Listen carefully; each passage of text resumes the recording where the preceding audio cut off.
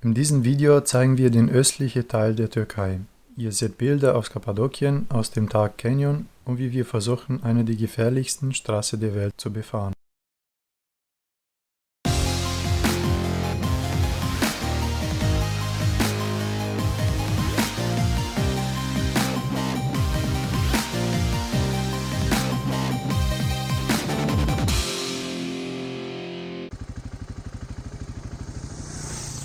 In dem letzten Video haben wir den westlichen Teil der Türkei gezeigt und im anderen Pamukkale, Istanbul, Izmir, Ankara und Konya. Wenn es interessiert, kann sich gerne auf unserem Kanal umschauen. Dort findet ihr viele interessante Reisevideos, zum Beispiel unser Unfall im Iran letztes Jahr.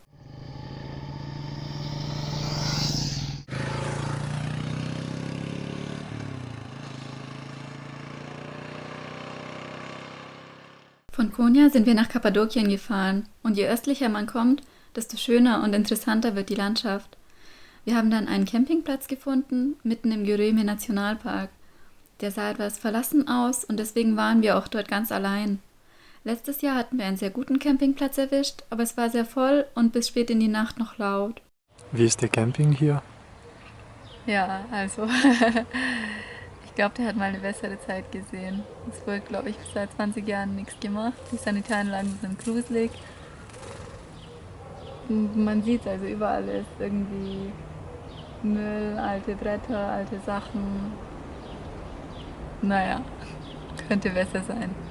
Von da aus wollten wir die ganze Region erkunden. Also sind wir, nachdem wir unser Zelt aufgebaut und was gegessen haben, auf die umliegenden Hügel gewandert und haben einen Spaziergang gemacht. Kappadokien ist ein touristischer Hotspot und das ganze Jahr über sehr gut besucht.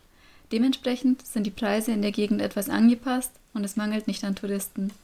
Tourismus ist hier die Haupteinnahmequelle.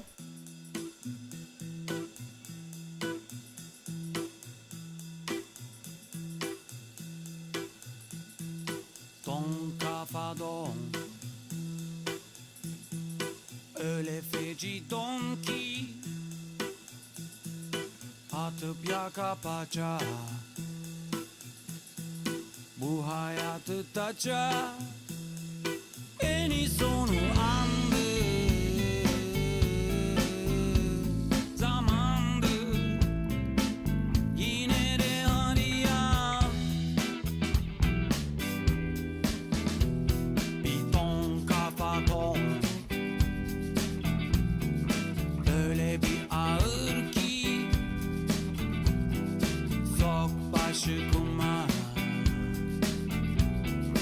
gül yine de bunlar, sizi bizi yok ki. Abends sind wir ins Dorf gegangen und haben es ein bisschen erkundet. Natürlich haben wir lokale Küche ausprobiert, wie immer sehr lecker. Überall wird renoviert, gearbeitet und neue Caves werden geschaffen. Dann sind wir hoch auf die Hügel gegangen, von denen man das ganze Tal sieht und von denen man morgens die Ballons beobachten kann.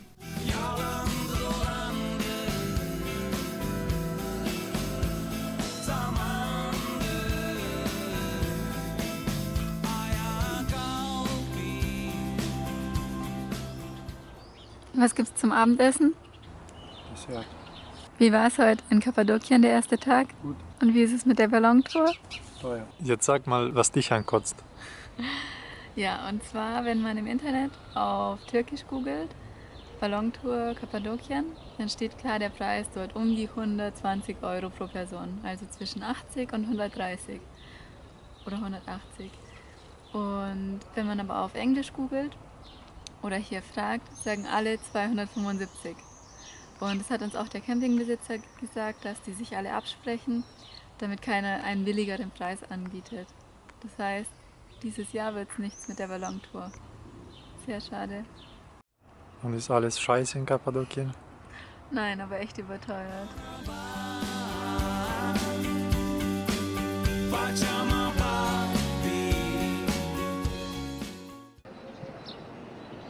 Dann sind wir schlafen gegangen und wurden in der Früh von der fauchenden Ballons, die genau über uns schwebten, aufgeweckt. Wir haben die erstmal von unten beobachtet, dann sind wir auf einen Hügel gestiegen, um sie von oben bestaunen zu können.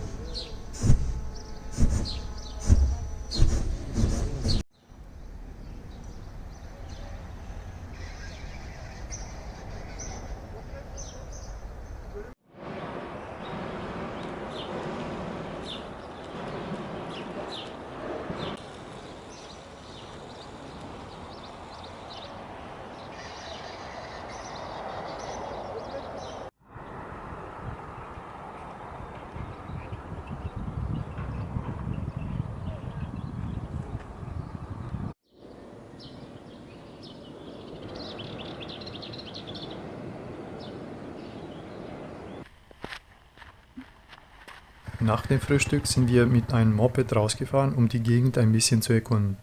Wir haben einige Ausflüge in die umliegenden Ortschaften gemacht, die alle einzigartig sind. Von unseren Campingbesitzer haben wir gute Tipps bekommen, was wir uns in der Gegend anschauen können. Wir haben erstmal das Love Valley besucht, dann die umliegenden Dörfer, in denen wir ausgedehnte Spaziergänge durch die langen Gassen machten.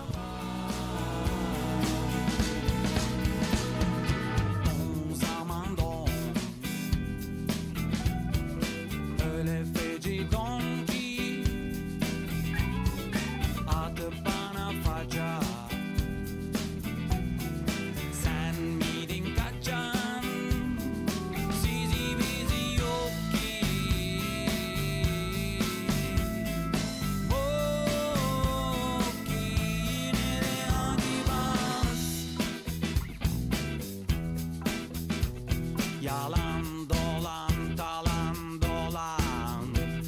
Yalan dolan talan. Yalandı dolandı. Zamandı. Ayağa kalk bir. Olana bak. Bacama bak bir. Es gibt viele schöne und gut erhaltene Häuser, viele Souvenirläden, Restaurants, Museen und Werkstätten, wo viele Handwerksprodukte, zum Beispiel Teppiche oder Souvenirs hergestellt werden. Faça sen miydin kaçan? Yok mama yok.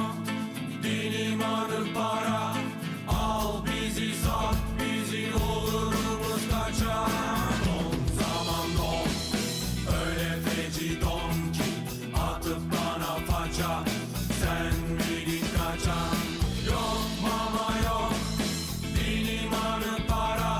Al bizi sat bizi olurumuz kaçan. Kalbi olana bak. Auch die Felsenburg von Uchisa, die man von Weitem erkennen kann, haben wir bestaunt und den Ausblick genossen. Abends sind wir zurück zum Campingplatz gefahren und haben uns was zu essen gekocht.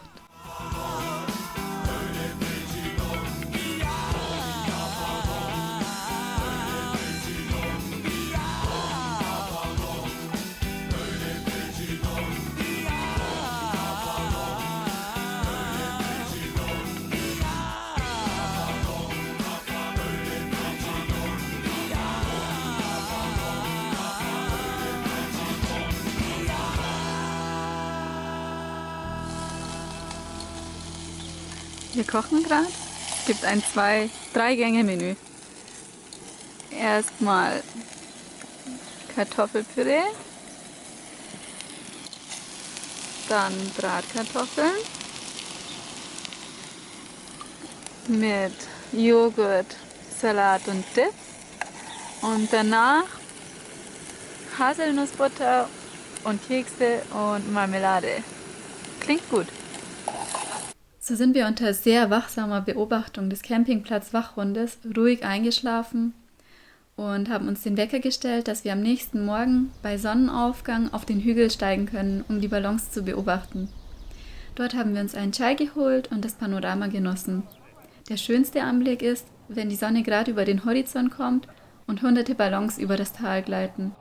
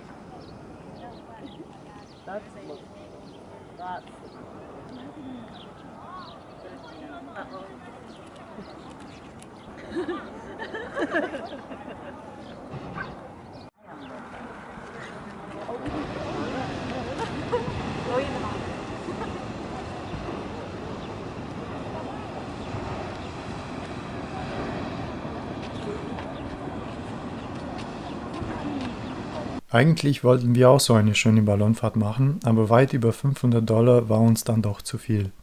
So haben wir den Platz in einem Ballon andere zahlungswillige Touristen überlassen. Sonst haben wir die Zeit in Kappadokien sehr genossen.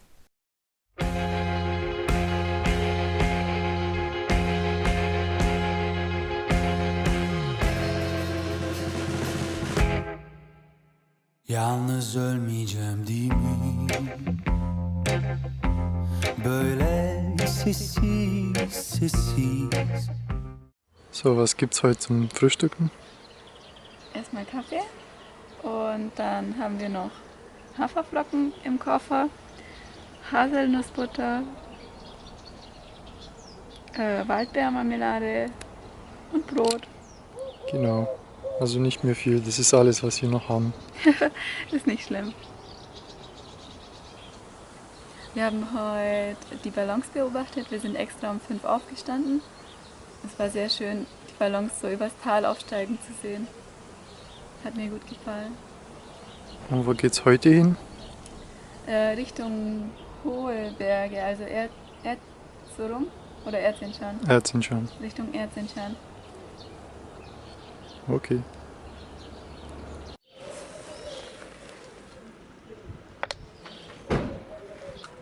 Wir haben kein Wasser mehr. Susi ist da in den kleinen Dorfladen reingegangen und kauft wieder so eine 5 Liter Wasserflasche. Dann füllen wir unsere kleinen Flaschen und Wasserrucksäcke. Gitmeyeceğim değil mi? Sokakta düşkün biri. Bir kuytuda bulunmuş. Dann sind wir aus Kappadokien weitergefahren in Richtung Berge, Richtung Osten. Es wurde hügelig und auf kleinen Straßen und mit wenig Verkehr hatten wir Spaß beim Fahren.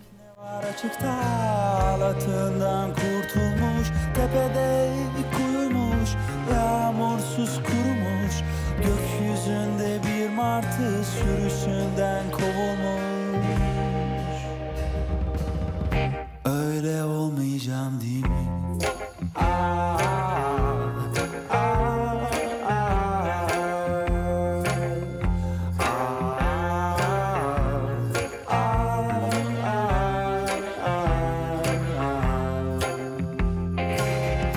Yalnız ölmeyeceğim değil mi? Böyle sessiz sessiz solup gitmeyeceğim değil mi?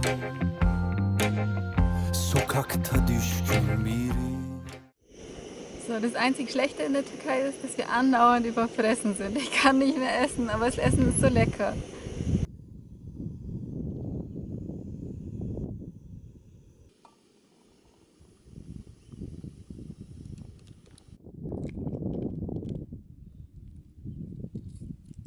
Honig vom Hotelfrühstück.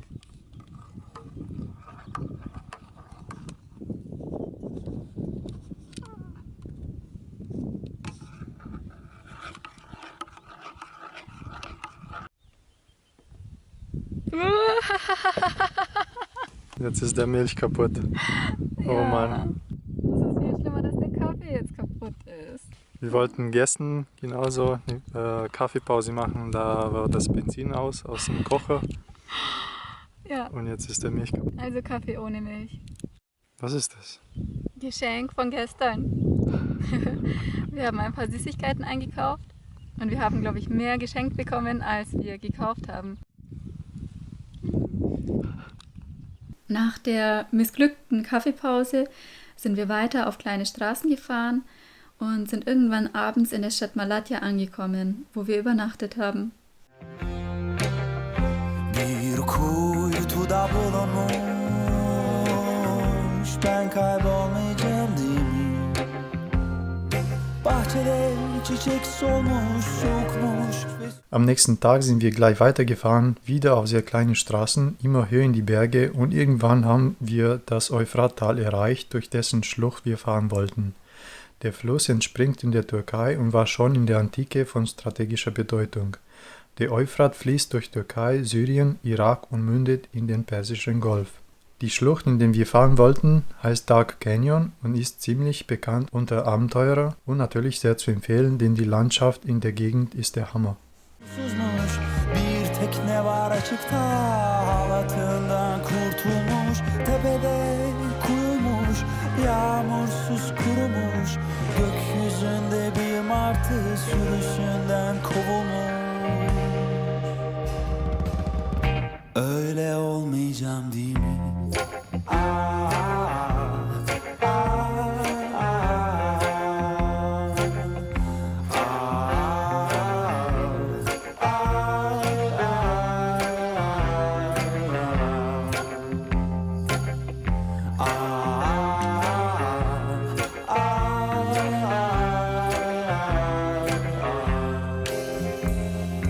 Biri çıkıp desin ki seninim, seninim. Al işte bak ellerim, seninim, seninim. Nerede olsan gelirim, gelirim, gelirim. Bir ömür beklerim, seninim, seninim, seninim, seninim.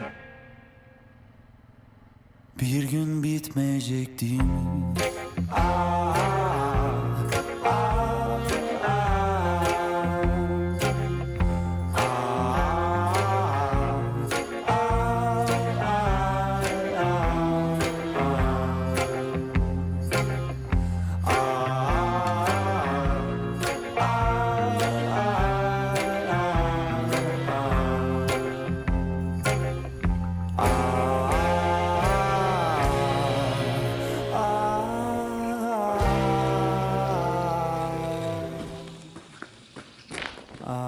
So, wo sind wir gerade?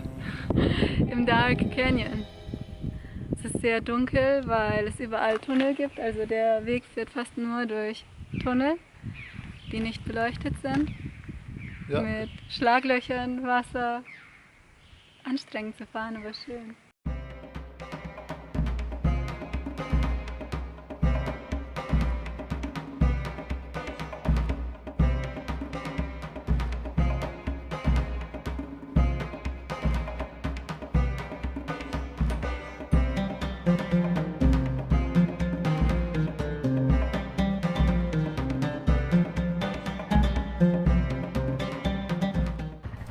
Es ging dann weiter, die Straße war sehr eng und wir sind vorsichtig und langsam gefahren. Es gibt auch eine andere Straße, die etwas besser ausgebaut sein soll, die führt aber auch durch viele Tunnel und ist bestimmt auch sehr schön zu fahren.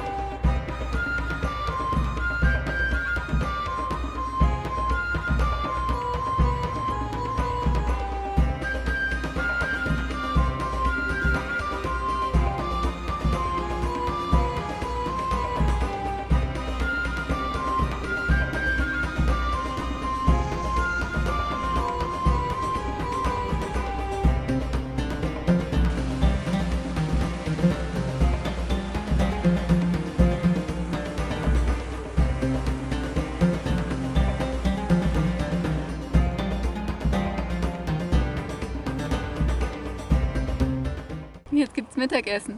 Es ist schon ziemlich spät am Nachmittag, aber die Landschaft war so schön und wir haben vergessen, was zu essen. Und was gibt's da?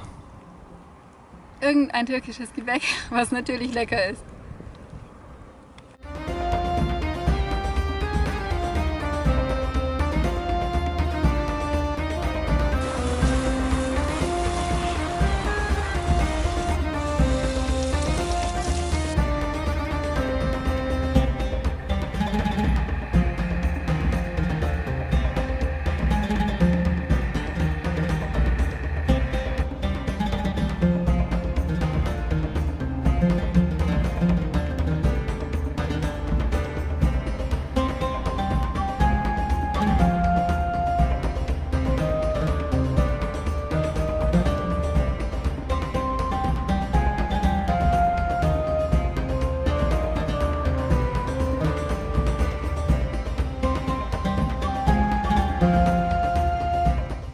Schließlich ging es irgendwann wieder bergab und durch sehr hügelige Landschaft weiter Richtung Osten, wo sehr hohe Berge über den Horizont ragen. Wir sind dann an Erzincan vorbeigefahren und haben uns auf das nächste Highlight gefreut. Aber erstmal machen wir Kaffeepause.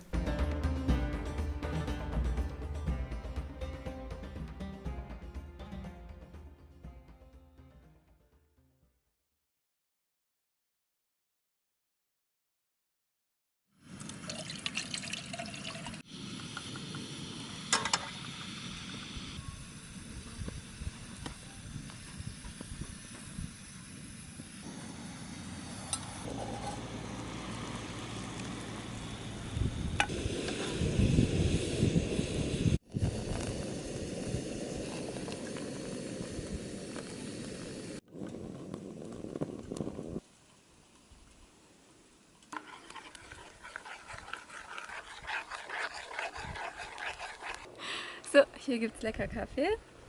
Heute mit Honig und Milch. Wir sind auf dem Weg nach Bayburt, wo die angeblich eine gefährlichste Straße der Welt anfängt. Und wir trinken Kaffee und werden von Raupen angegriffen.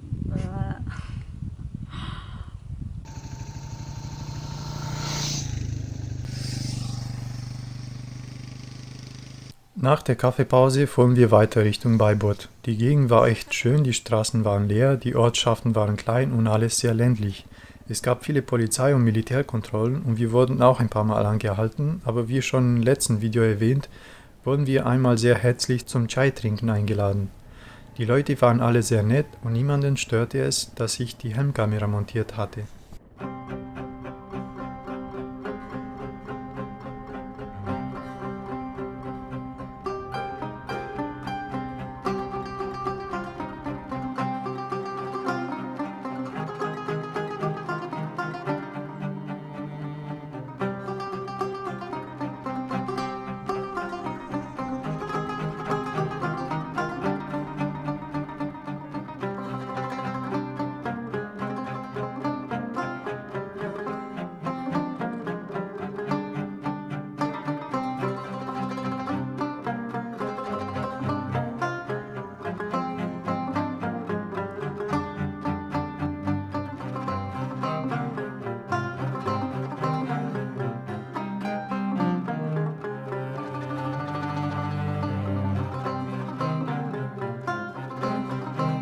Aber wir sind gerade in einem Hotel, das für unseren Geschmack etwas zu teuer war, aber es gibt leider keine anderen in der Umgebung.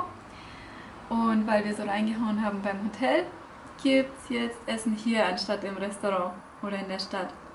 Wir haben hier Konserve Auberginen, eine Tomate, Bohnen, Dolme oder Sarma, also so mit Reis gefüllte Weinblätter, türkische Milchschnitte, Sonnenblumenkerne, Mais.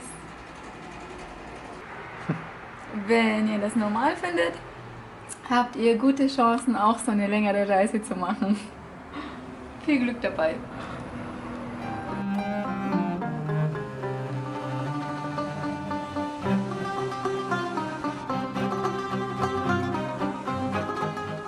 Ja, gut gestärkt ging es dann endlich auf die D915, die als eine der gefährlichsten Straßen der Welt gilt.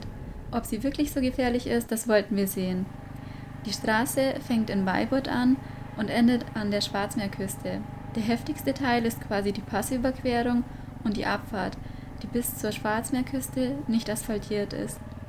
Zuerst ging es auf kleinen Straßen über sanfte Hügel und durch kleine Dörfer langsam hoch. Es wurde immer steiler und man erreichte Bergdörfer, wo nur noch Viehzucht betrieben werden kann. Und gleich waren wir schon über 2000 Meter Höhe und die ersten Schneefelder waren zu sehen. Es wurde immer kälter und der Wind war heftig. Die Schneefelder wurden immer größer, die Straße war sehr aufgeweicht, aber bis jetzt haben wir eigentlich nichts Gefährliches festgestellt. Ob es noch kommt?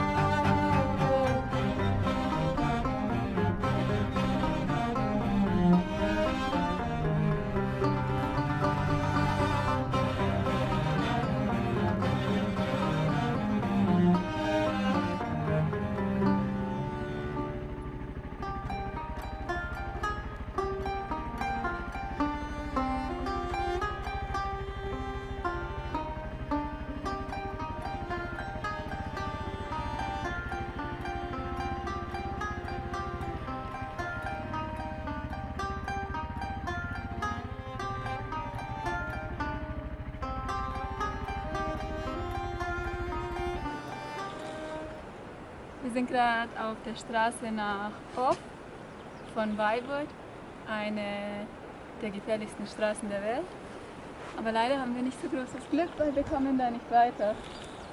Jetzt müssen wir ziemlich viel zurückfahren. Aber das machen wir.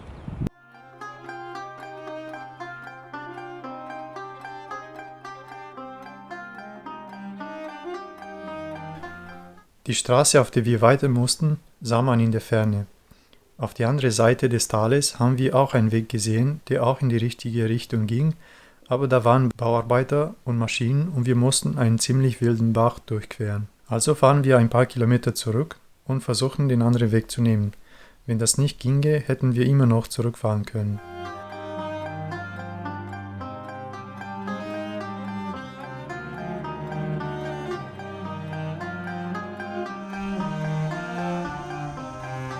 Beim Bach angekommen haben wir ein bisschen gezögert, denn es war doch sehr steinig und ganz schön viel Wasser. Ich bin dann aber doch mit die beiden Motorrädern ohne Probleme drüber gefahren.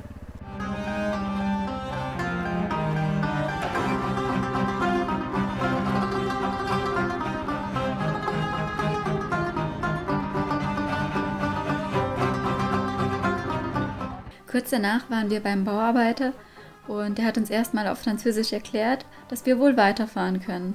Aber dann sind Soldaten aufgetaucht und deren Vorgesetzter hat gemeint, dass es zu gefährlich sei und wir nicht weiterfahren können.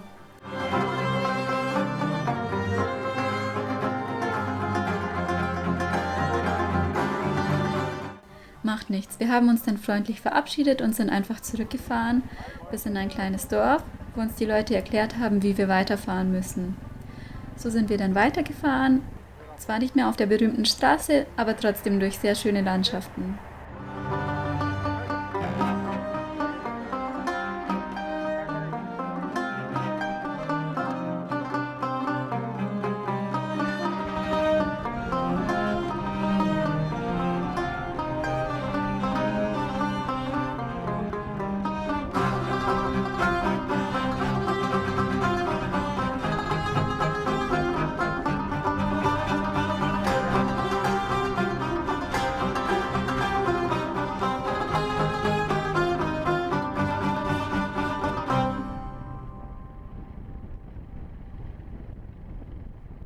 Es ging ewig hoch und runter durch Schneefelder. Der Weg war ziemlich gut und wir haben das Bergpanorama genossen.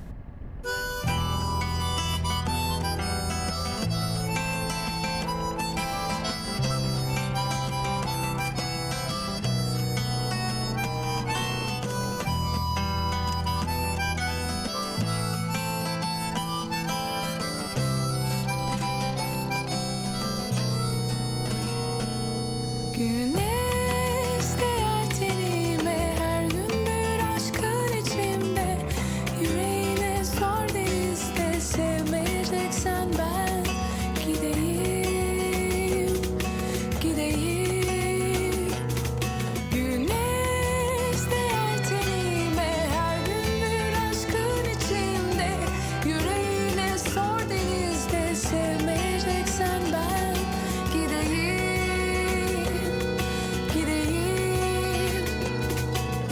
Adam gibi seveceksen sev, yoksa ben yoluma gideyim. Denizlerde çiçeklerle çocuklar hayal. Was war das für eine Aktion? Wir können doch nicht so in die Stadt fahren, wir müssen zivilisiert aussehen.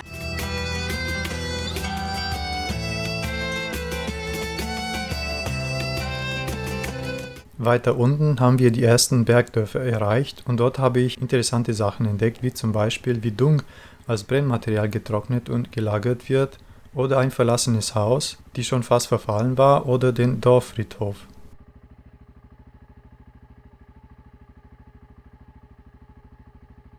Vermutlich sind die Steinhaufen am Wegesrand auch Gräber von nicht sehr wohlhabenden Dorfbewohnern. Leider konnten wir uns mit den Leuten nicht verständigen, denn die hätten uns bestimmt interessante Geschichten über das Bergleben erzählt.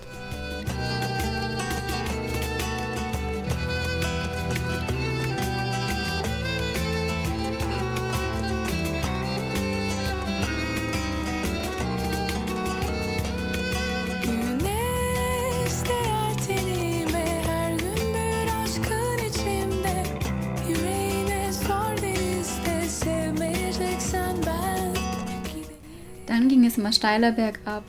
Wir haben schließlich die Baumgrenze erreicht und es wurde wieder wärmer. İster tenime her gün bir aşkın içimde.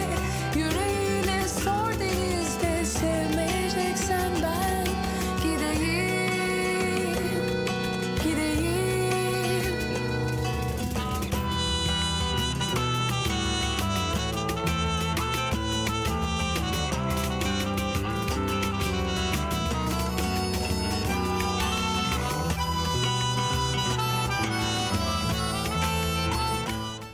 Weiter unten wurde es noch steiler und der Weg war immer schlechter.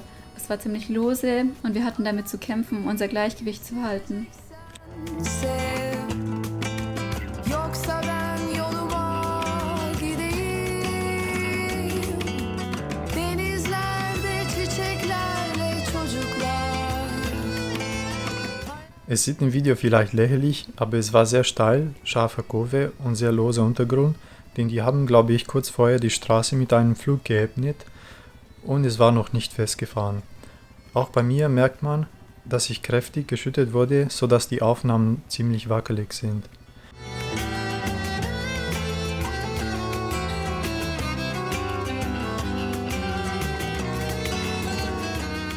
Wir haben noch eine Pause im Wald gemacht, denn es war wieder schön warm und sehr ruhig. Weil wir im Mai dort waren und Frühling herrschte, haben wir viele schöne Wildblumen entdeckt. So viele Blumen im Wald haben wir noch nie gesehen.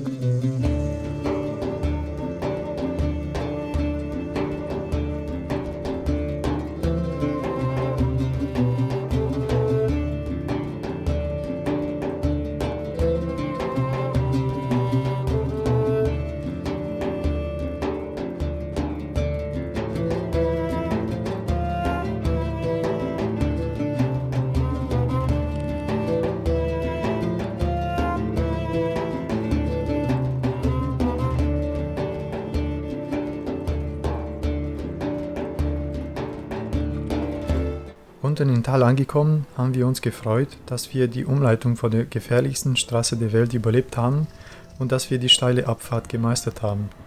Mit der Straße bleibt uns eine Rechnung offen. Gleich haben wir die Asphaltstraße erreicht, die uns ziemlich schnell unten an die Schwarzmeerküste führte. Vorher haben wir uns was eingekauft, denn wir wollten unten am Meer eine richtige Pause machen.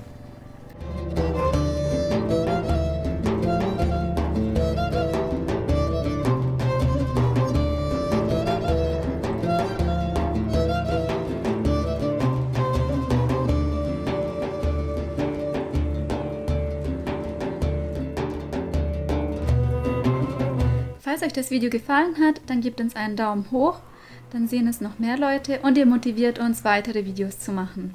Und vergesst nicht, unseren Kanal zu abonnieren. Es werden viele interessante Videos kommen, zum Beispiel Tadschikistan und die Mongolei. Im nächsten Video geht es um Georgien.